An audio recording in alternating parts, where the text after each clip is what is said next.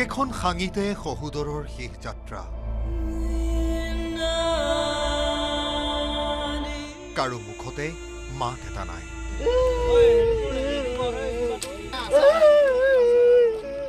আছে মাথো হুমুনিয়া আছে চিৎকাৰ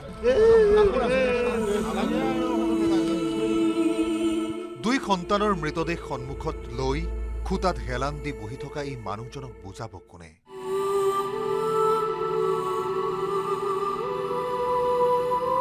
কি ভাষাৰে বুজাব আৰ্তনাদেৰে গগন ফলা এই মানুহজনক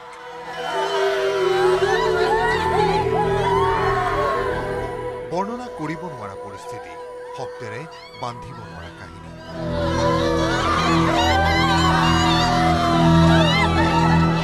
দৃশ্য দেখি হয়তো অনুমান কৰিব পাৰি কেনে বিভীষিকাময় পৰিস্থিতি এয়া এই পৰিস্থিতি টংলাৰ জোৰপুখুৰীৰ হতিয়া ভাতৃৰ জিজ্ঞাসাৰ বলি হৈ মৃত্যুবৰণ কৰা দুই সহোদৰৰ এয়া শেষ যাত্ৰা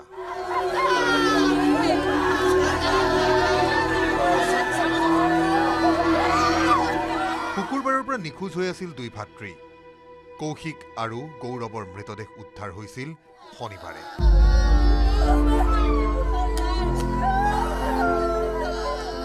ডিঙি কটা অৱস্থাত জংঘলত পোৱা গৈছিল মৃতদেহ দেওবাৰে নিশাই মৃতদেহ অনা হল নিজ গৃহলৈ সমগ্ৰ অঞ্চলত হাহাকাৰময় পৰিস্থিতি সোমবাৰে পুৱাই আৰম্ভ হল এই যাত্ৰা চিতাত তুলিবলৈ নিয়াৰ পূৰ্বে এয়া বৰ্ণনাৰো অতীত দৃশ্য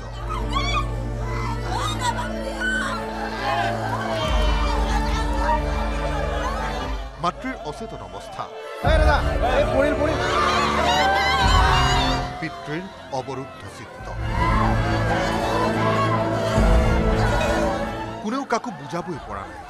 প্ৰিয় ছাত্ৰৰ এনে অনাকাংক্ষিত মৃত্যুত শোকস্তব্ধ শিক্ষাগুৰু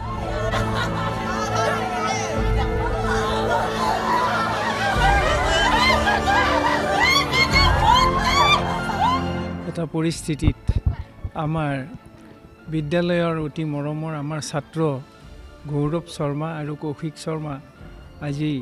জিজ্ঞাসাৰ বলি হৈ আমাৰ মাজৰ পৰা বিদায় ল'বলগীয়া হ'ল আমি গোটেই বিদ্যালয়ৰ পৰিয়াল আমি শোকত মৰ্মাহত হৈছোঁ ৰাতিও আমাৰ টোপনি নাহে তেওঁলোকৰ ছবিবিলাক আমাৰ অন্তৰত মনত ভাহি আহে ৰাতি সাৰ পালে আৰু চকুলো ওলায়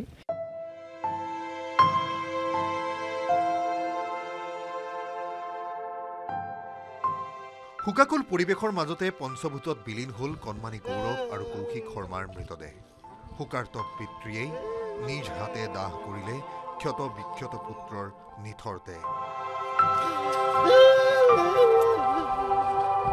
নিখোজ হৈ থকা পুত্ৰৰ অন্ত যে এনেভাৱে হ'ব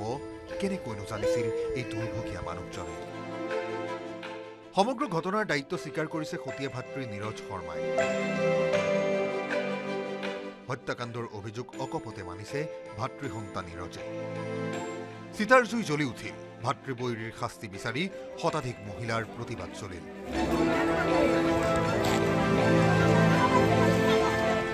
নীৰজ শৰ্মাই ব্যৱহাৰ কৰা কাপোৰ কানি জ্বলাই দিলে উত্তেজিত মহিলাৰ দলে দৃশ্য এয়া টংলা থানাৰ সন্মুখ ভাগৰ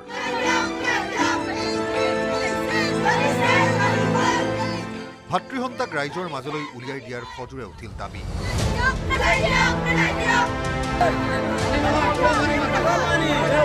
ৰাইজৰ দাবী অতি শীঘ্ৰে প্ৰশাসনে লওক ব্যৱস্থা স্থানীয় মহিলাৰ অভিযোগ ঘাতকৰ ঘৰত উদ্ধাৰ হোৱা তেজ লগা অস্ত্ৰ তেজেৰে তুমুৰলি বস্ত্ৰ দেখিও কিয় পৰিয়ালে এবাৰো প্ৰশ্ন নকৰিলে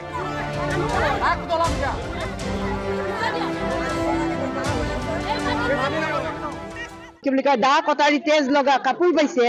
জানা নাই নেকি তেওঁলোকে সেইখিনি মানুহে জানা নাই নেকি কিবা কৰি আহিছে ক'ৰ পৰা আহিছে প্ৰশ্ন নুশুনে নেকি এনেকুৱা পৰিয়াল নেকি নীৰজ শৰ্মাক ফাঁচি লাগে আৰু একো নালাগে আমাক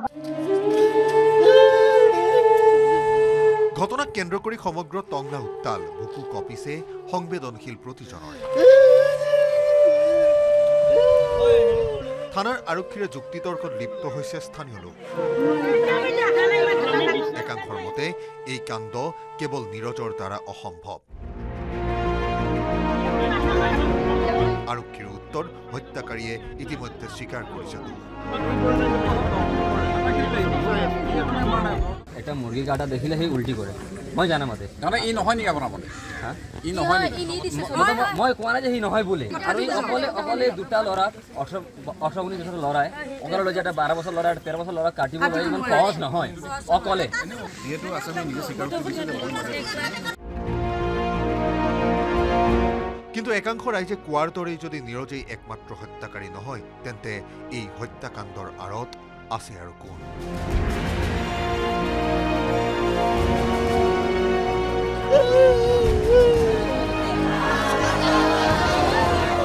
উদালগুৰিৰ পৰা Ripunjay Nath report news 18 Assam north east